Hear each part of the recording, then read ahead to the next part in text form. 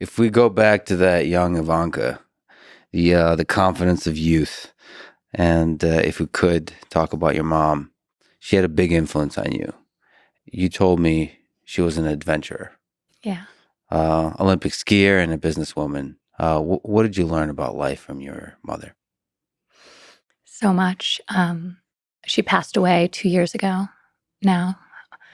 And she was a remarkable, remarkable woman. She was a trailblazer in so many different ways. As an athlete, in growing up in communist Czechoslovakia, as a fashion mogul, as a real estate executive and builder, just this all-around trailblazing businesswoman. I also learned from her, aside from that element, how to really enjoy life. I look back and some of my happiest memories of her are in the ocean, just lying on our back, looking up at the sun and just so in the moment, or dancing. She loved to dance. So um, she really taught me a lot about living life to its fullest. And she had so much courage, so much conviction, so much energy, and a complete comfort with who she was. What do you think about that? I mean, Olympic athlete, the trade-off between like ambition and just wanting to do big things and pursuing that and giving your all to that, and being able to relax and just throw your arms back and enjoy every moment of life. But like that trade-off. Yeah.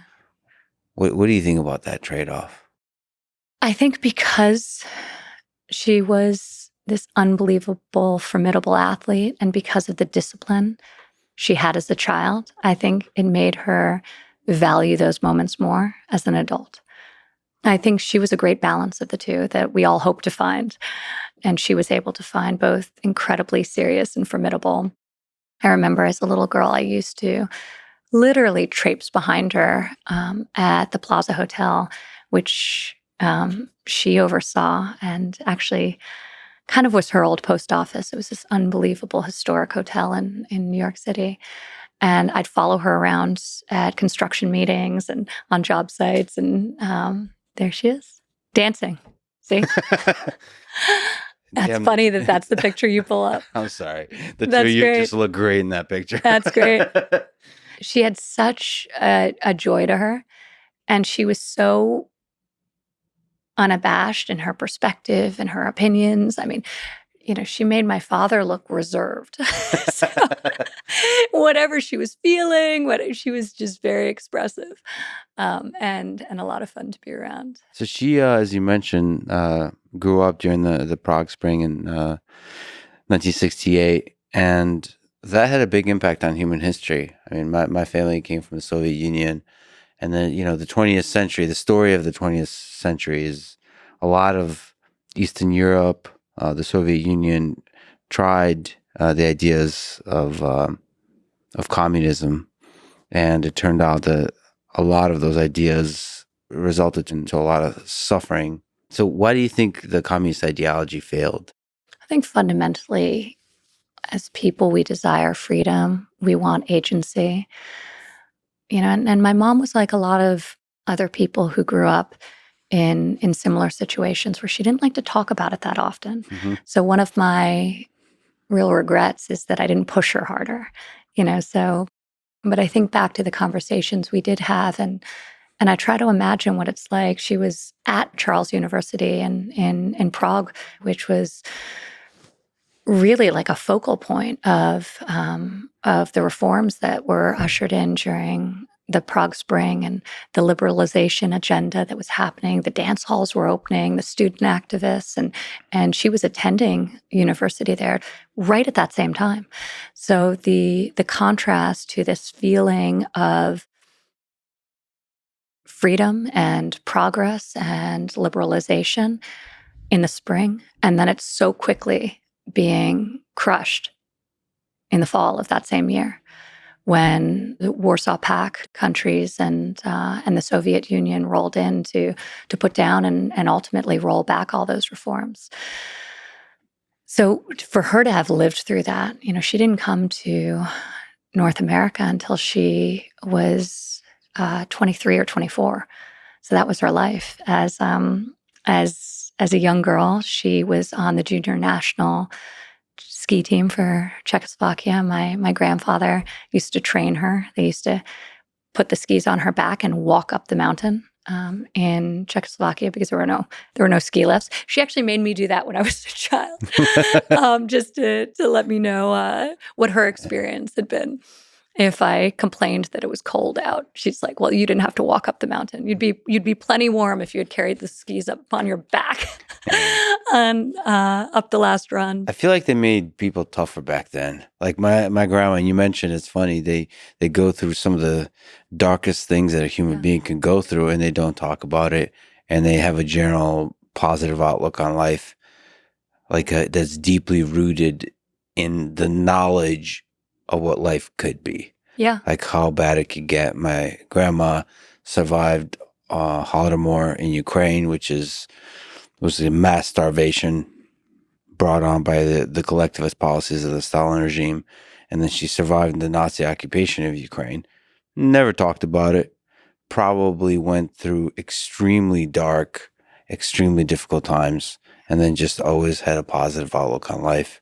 And also made me do very difficult physical activity, like just you mentioned, just to humble you. Like kids these days are soft kind of energy, which I'm deeply, deeply grateful for on all fronts, including just having hardship and including just physical hardship flung at me. I think that's really important. You wonder how much of who they were was a reaction to their experience. Would she have naturally had that sort of forward-looking, grateful, optimistic orientation, or was it a reaction to her childhood? I think about that. I look at this picture of my mom, and she was unabashedly herself. She loved flamboyance and glamour, and in some ways, I think it probably was a direct reaction to this very austere, controlled childhood. This was one expression of it. I think her, how she dressed and how she presented. I think her entrepreneurial spirit and love of capitalism and all things American was another manifestation of it, and one that I grew up with. I remember the story she used to tell me about when she was 14 and she was going to neighboring countries. And, as an athlete, you were given additional freedoms that you wouldn't otherwise be afforded in these societies under communist rules. So she was able to travel where most of her friends never would be able to leave Czechoslovakia. And she would come back from all of these trips, and the first place where she'd do ski races in Austria and elsewhere. And the first thing she had to do was check in at the local police. And she'd sit down, and she had enough wisdom at 14 to know that she couldn't appear to be lying by not being impressed by what she saw and the fact that you could get an orange in the winter, but she couldn't be too excited by it, that she'd become a flight risk. So give enough details that you're believable, but not so many that you're not trusted.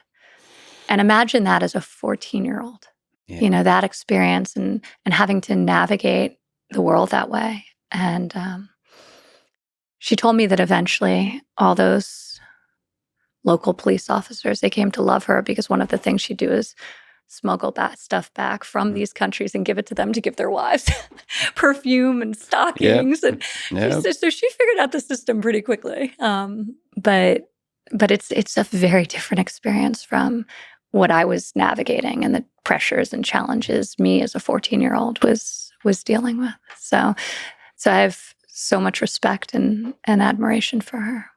Yeah, hardship clarifies what's important in life. You and I have talked about Man's Search for Meaning, that book. Having kind of an ultimate hardship clarifies that finding joy in life is not about the environment, it's about your outlook on that environment.